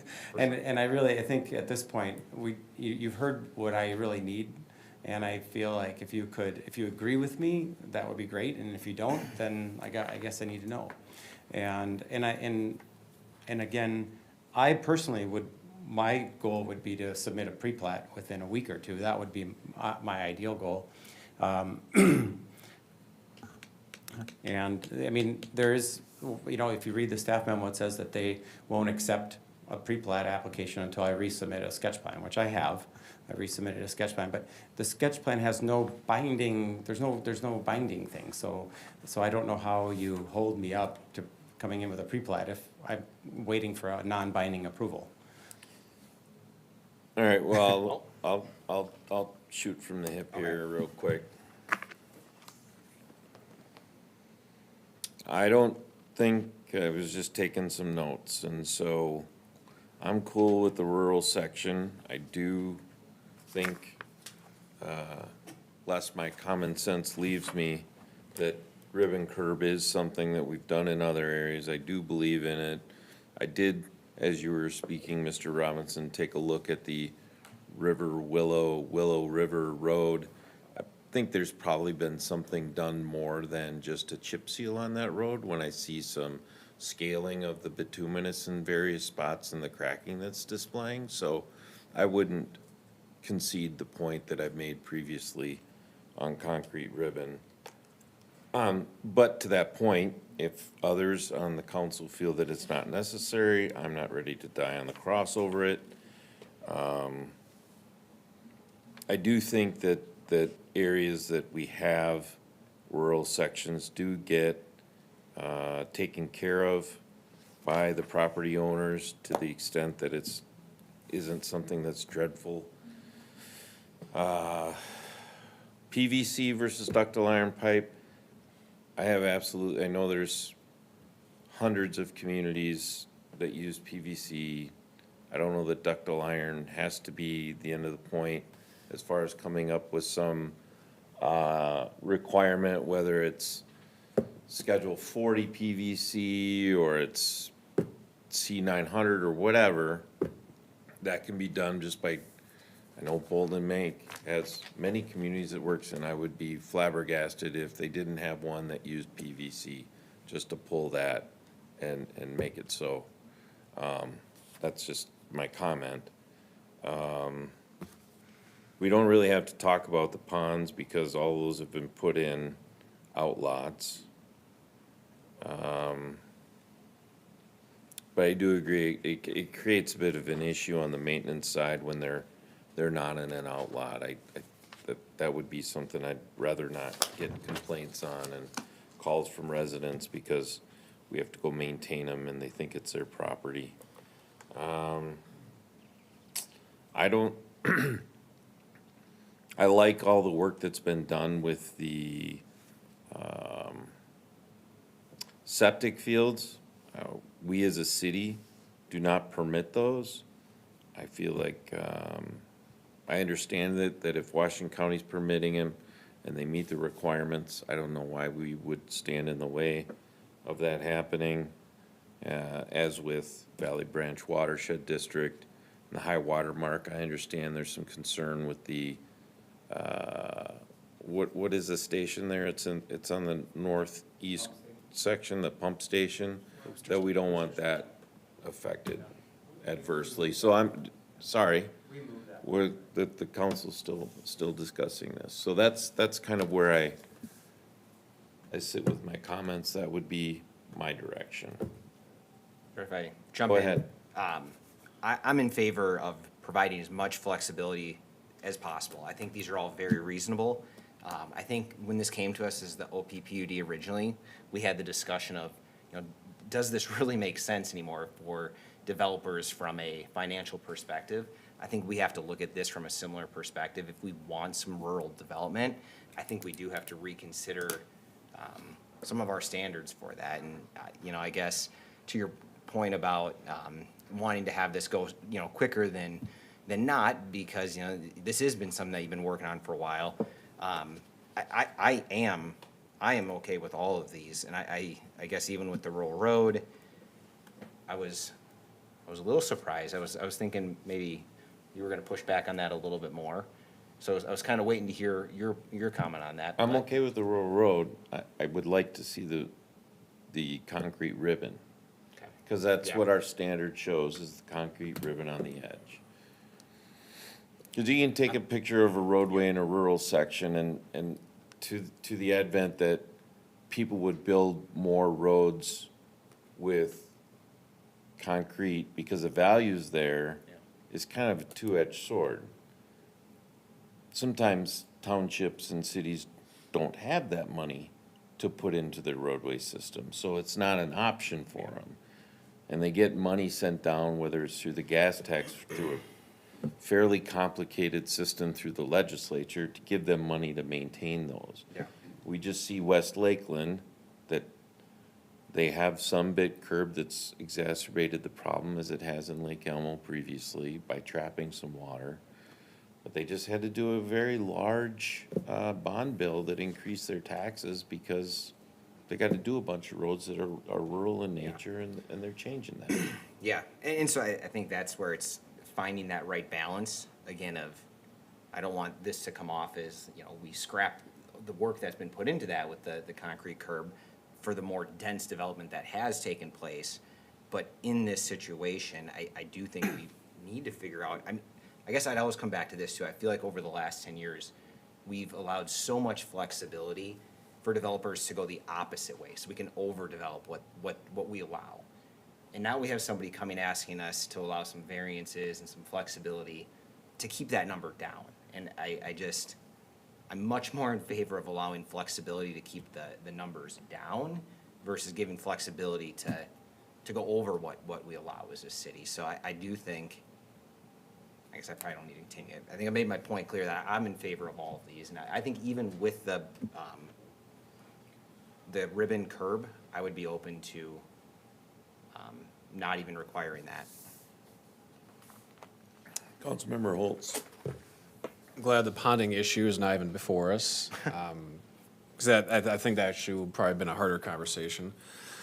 In terms of rural road, where I still come back to is the concrete edge. Even if it's a rural section and it's not a curb to drain to storm sewer, the concrete edge still holds the road in place, and that saves the city long-term costs. That's the part where I'm not as open to that, but if it means it's draining into the ditch and it's being maintained by someone who owns a $2 million home, I don't necessarily have a concern from that regard, because of the fact that someone who has that type of property will be maintaining it. It is a valid concern to bring up because there are instances where that is going to be an issue. I don't think it would necessarily be an issue here. And this roadway is, a total of 1,000 feet long, maybe 1,500 feet long. So in terms of, traffic impacts or not having a sidewalk, I do not feel the need for there to be a sidewalk. One could argue, it would help provide access along with the road from the north in Lake Elmo Heights. But that's literally, there's one row of houses that really benefit from that, 'cause there's already a road to the north that extends eastward. So I don't necessarily see a need for a sidewalk to be there to then, everyone's gonna be on the road, all 17 houses. I am not concerned from a pedestrian standpoint, and if I had a concern, I would absolutely say as much. I guess similar position as the two of you, but I do support still having concrete on the edge to support the roadway. Oh, PVC. Yes. PVC, I'm fine. Councilmember Dragisich. Yeah, I support the concrete edge along the roadway. One concern I have is, we talk about $2 million houses that are cutting their lawn right up to the road. That happens a lot, but that's not a guarantee because there's no requirement for them to do that. And you can go through West Lakeland Township where there are $2 million houses, and they allow the brush to go right up to the road. And so I think if we go along with that, and that's our assumption, we may find that may not be reality. And so maybe we need to take a look at our ordinance like we do with our sidewalks and say where there's a drainage swale, you have to maintain that just like you would have to maintain a sidewalk in the city. You have to clean it, you have to maintain the boulevard. And that's more of a city, I think, issue than a developer issue. But we could, in fact, take a look at doing that to make sure that that swale, is maintained. And, loft tiles, like you showed, they're very gradual, they're not hard to maintain, but you still got to go out there and cut them and, you get buckthorn or whatever and control all that kind of stuff. I don't have a problem with the PVC water main. A lot of cities use it. Personally, I think it's fine, but I would turn to our department and say, what is the standard we should specify for that, that other cities are using, or that in your best engineering judgment makes the most sense for the city of Lake Elmo? But generally, I think what's requested is reasonable. Okay. Yeah, I agree. I think I agree with Councilman Holtz that I think the concrete ribbon to keep the road in place, save the taxpayers money. I like the idea of having that concrete ribbon. I think it's more of keeping it consistent as well. And then the PVC pipe, I'm no issues with at all.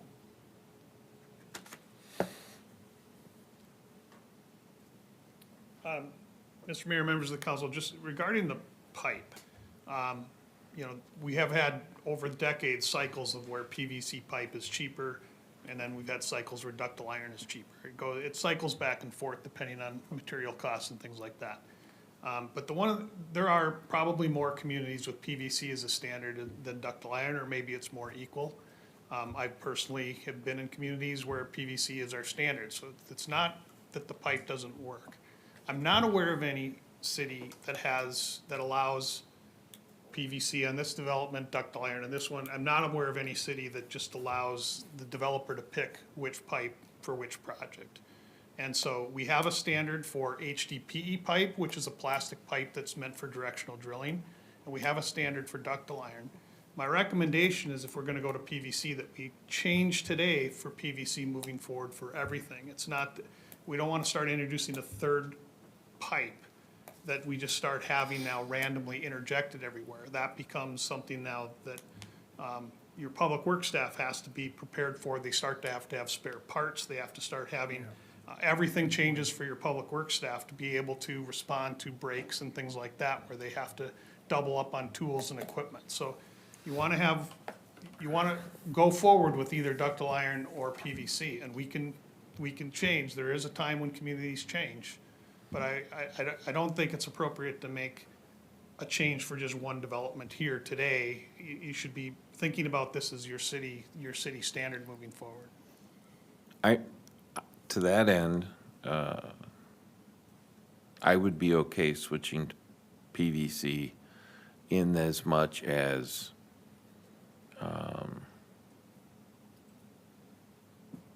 I think over the long term, as far as flexibility, ability to work with, cut, fix, maintain, from what I've heard in the industry, it's typically easier to work with. And so I would be okay with that change. And then the process for the standards is important to talk about too, because it's important to understand that I stand before you as the engineer who does most of your development review, but I try desperately not to work in a silo. I try desperately not to make these decisions on my own. When you do standards, you get your team together. So when you're designing a boulevard right away, are we gonna have sidewalks, are we gonna have trails, are we gonna have boulevard trees, what are we doing? You get your planning staff together so that you blend your zoning ordinances together with them. You have public works staff involved from maintenance. Most cities have design charrettes where you get together, you get all the department heads together. These aren't, engineering design standards are probably the biggest misconception, because I can design you whatever you want. A lot of those standards aren't mine. They're coming from the city, from different facets and from different input. And so when we do this, that's when I say I have to go back and create a standard, I have a lot of questions for public works. I have a lot of questions for planning, and we need to circle the wagons and come together with what are we going to approve? I don't just take Paul's plans and go back on my own desk and work by myself and decide what it's all going to be. So we can do that as quickly as possible. We can work with them, but I just wanted to. Understood. There's a process that's important for us to follow. Jack, is there a way that we could just use HDPE? I know it's a directional drill, but you can lay it in trenches too. And you already have all the standards, so that wouldn't be a change then, or? I don't think that's a preference. That's a harder pipe to deal with than a maintenance standpoint. Yeah, from a maintenance standpoint, that would be more difficult. One other way I think we could handle this, and if it becomes an issue, is that, I mean, we do have declarations, we will have declarations that guide this community. And we could add in the declarations the responsibility of maintaining those ditches. It's, it's not quite like an ordinance, but it definitely at least allows some teeth, and then you'd be able to see that, and we could show you that. So. Yeah, you can do that. I still agree with Councilmember Dragisich that maybe we should address that as a city overall, so it's consistent throughout. Based on comments from Jack, maybe we should ask Public Works and Engineering to give some feedback at the next meeting about the ductile iron PVC piece and what difficulty they would encounter in changing that over, what equipment Public Works would need to acquire. I don't know that one versus is a deal killer for this development or not. And I think he's generally heard our thoughts, but it would be good to get that feedback and then consideration changing our design standards to be consistent. 'Cause I think you bring up a good point, Jack. We shouldn't have one here, one there, and it just depends on who's making the decision or who's the developer. It'd be agree. nice to be consistent. I agree. I've run into an instance, not with water and sewer, where it was, metal conduit, Yep. resistance is changed to non-metallic conduit, but the savings were significant over the long term. Ease of repair, ease of laying it down was by far better for the owner in the long run.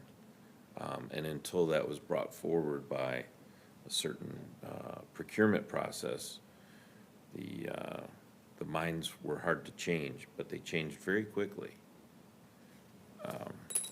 But let us not forget that, the ductile iron in that pipe comes from Minnesota. There is that. There's a lot of PVC made in Minnesota as well. But the iron comes from Minnesota. A certain place up in the northeast, perhaps? Perhaps. Yeah, perhaps. I would be fine, I think that's a rational idea, when staff are able to provide feedback, if this is something we would want to update the engineering standards on. I don't know if it needs to be the next meeting per se, but I agree with Councilmember Dragisich. It is a worthwhile endeavor. All right. We square? Yeah, I think so. I think, maybe it's a question for Jack, but can we move forward with a pre-plat? We know that it's gonna be a pipe, right? We know it's gonna be of a certain size. And we know and we put the location and the depth.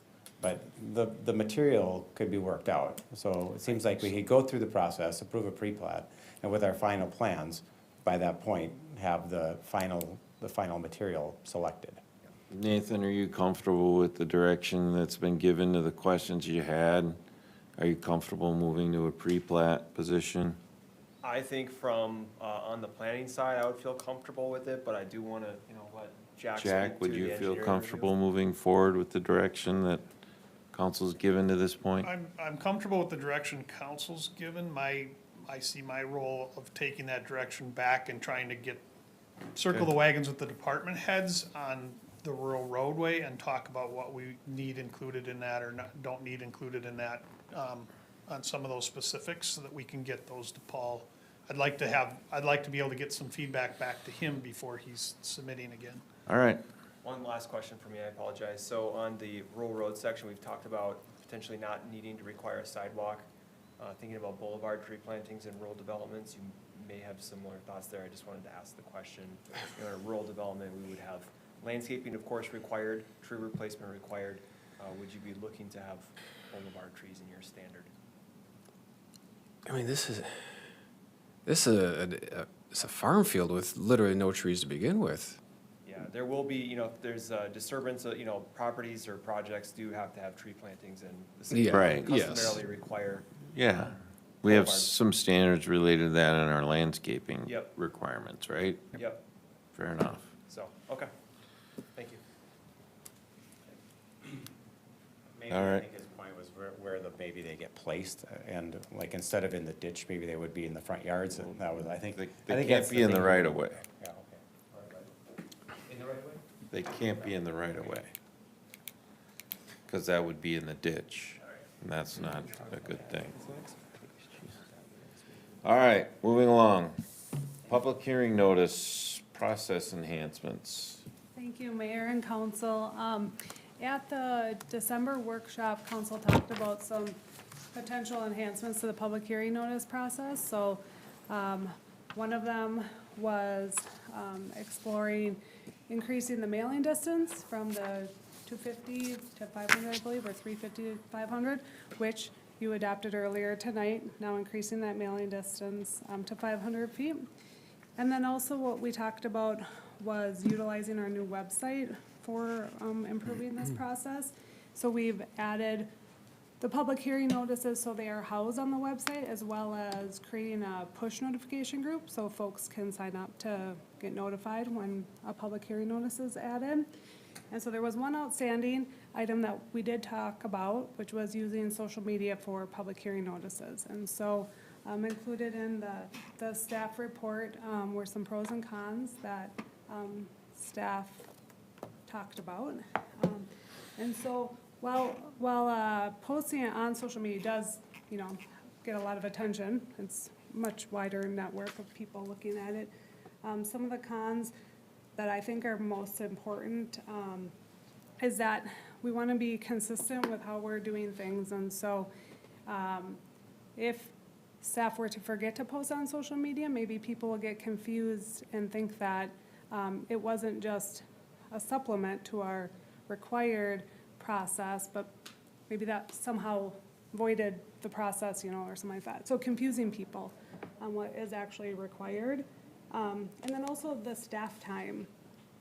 Staff did test that even if we did disable comments, that we cannot disable the direct messaging. And so then the staff time that would take to receive the public comment, figure out are these like Elmo residents or not, incorporating all that comment, if that were to happen, into the packet. And then also we did ask Sarah, our city attorney, to give some opinion on that as well, and that's included. So we just want to know if council wants to proceed with this or not. And then we can incorporate or not incorporate that into our final version of our communications plan. Councilmember Holtz. I am fine indicating a no on that. The risks to me do not supersede the benefits. I think it's good feedback from council and from staff. To me, there's an endeavor worth looking into, but I don't see how it outweighs the cons in this case. I agree. I agree. Same. Same here. Sorry for asking you to do the work. That's okay, it was a good Yeah. conversation. And we No. did make a lot of, Appreciate kudos to it. the council for, going above and beyond what's required, so. Yep. I did see that there were some comments in the consent agenda, regarding the increased distance beyond 500. And I'll just say that, that's the one thing about government that can sometimes be difficult. You'd like to be able to address all situations, but not every shoe fits every foot. So to try and get that distance, while that may work in a rural area, and then you have to go define all the rural areas, it's not the best fit for an urban area to increase that distance. You increase mailings, you're getting a lot of people that it doesn't impact. So if people are watching and they wanted the increase, I understand that. Apologize, it's not exactly what you wanted, but we're trying to cover that in some other ways with the sign-on. If you want to get notified, I think that's a fairly good compromise. So with that, we can go into council reports. Councilmember Dragisich. Yeah, I want to have a discussion at some point in the future, and I'm hoping one of my fellow elected officials agree to talk about agenda items. We went through this discussion a little bit at the last meeting, or last workshop. So this is a council meeting. It's for council, elected officials to have a discussion. As an elected official, it can take me up to 7 weeks to get something added to a council agenda. if I'm a department head, I can put it on an hour before the meeting. And somehow there seems to be a disconnect there for me. And so I don't think we should have a free-for-all with the council agenda either. But I think there's a compromise process. So if I have an issue I want to put on the agenda for the meeting on March 3rd, I can't put it on there. I'm an elected official, it's an elected officials meeting, I can't put it on there. And if I come to the meeting and we want to add, we don't have a process for adding it to the agenda either, because it has to go to a workshop first. And so it's 7 weeks, and in the worst case, it's 7 weeks, in the best case, it's 11 days. And yet, this is a council meeting, it's our meeting, we're the council, and we can't affect our own agenda in any reasonable amount of time. And so I think we should take a look at it and say, what's a reasonable compromise to that? Perhaps if we want to add something to the agenda, you could make and we go to the agenda part, it could take a supermajority, 2/3, which would be 4 votes, to add it to the agenda. I think we have to be respectful of the fact that we shouldn't be adding stuff that staff has had no time to prepare for either. But I think it's a better compromise in 7 weeks Certainly something we can discuss. at a workshop, which will be, a long time away. But I just think it just We can sticks talk about it in the April workshop. in the April. Well, I think we have enough time to actually talk to it about the March workshop. Yeah, we could do that too. Yeah. March or April, it's not a burning thing, but I would like to have a discussion and try and find some more reasonable approach to it that doesn't create the chaos where Nick comes in and says, I want to add to the agenda that we're going to give away free peanuts every Friday on the corner. I understand all of that part too, but I think sometimes. That's your example? The best I could come up with on short notice. And Nicole wouldn't let me add it to the agenda tonight. Well, you can add stuff to the agenda. What's that? You could add it to the agenda if you want. You just Yeah, have to have somebody vote to Add it. approve adding it to the agenda. So I mean, you can bring anything Not up at under the our beginning. ordinance, you can't. It needs to go to a workshop It first. has to go to a workshop first. So you're saying you'd have to bring it up to get it brought to the workshop, okay? So let's just have a discussion about the process, that if I'm wrong and I lose out, then 7 weeks, it's 7 weeks. It's just, let's talk about the practicality of that and see if we can come up with a system that avoids all the problems that we had Sarah draw up an ordinance for, but still gives us just a little bit better flexibility. Let's see if we can address it in the future. I need one other person to agree with me to get it on the agenda. You will need one other person. Yes. Mayor, I'm counting on you. Councilmember Holtz. I have no official report, but based upon that, I think it is as we are no longer in those years of Lake Elmo where this ordinance was put into place, I think it is a valid discussion to have to see if there is room for modification. And if there's not, there's not, but I think it's a worthwhile discussion because the reason that was put into place was because of horrific meetings that were Yes. occurring and people were abusing the process. And I think we as a city are past that, hopefully forever. Okay. I don't have anything this week. I don't have anything this week either. Just a quick report for the Lake Elmo Airport Commission. There's an open house for the new viewing area this summer. They don't have a date quite yet, but that will be coming. And if you guys want any tours of the airport, Phil Tiedemann, the Lake Elmo Airport manager, said that you could reach out to him directly and get a private tour with him. Complaints are actually down over 5,000 complaints from last Q4 of 2024. So 24 to 25, we're down 5,000 complaints. Runway 422 is extending by 254 feet. That's gonna start on June 1st and run through the end of July. So looking at 2-month construction, but other than that, nothing else. They just get rid of their complaint box or what? Thank you. Well, there's still 1,100 complaints, but we're down 5,000, so. Yes, staff reports. No report. No report. No report. No report. Nothing further. No. Come on. You do have something to report. You have a public works director now, Pete. He was unable to attend tonight, but he is. Started last Monday, not this last Monday, the Monday before. Nope, nothing to report. Just jumped right in. Mr. Stanley. No report from me. Council, Just a reminder, there is a special meeting, closed session after this meeting, so stick all around. right. But I don't have to announce that until we actually go into that meeting, right? We're doing a whole separate meeting for that, so you can Yeah, adjourn this. so I can adjourn Yep. this meeting, and we can take a little break, Yep. and, all right, meeting adjourned.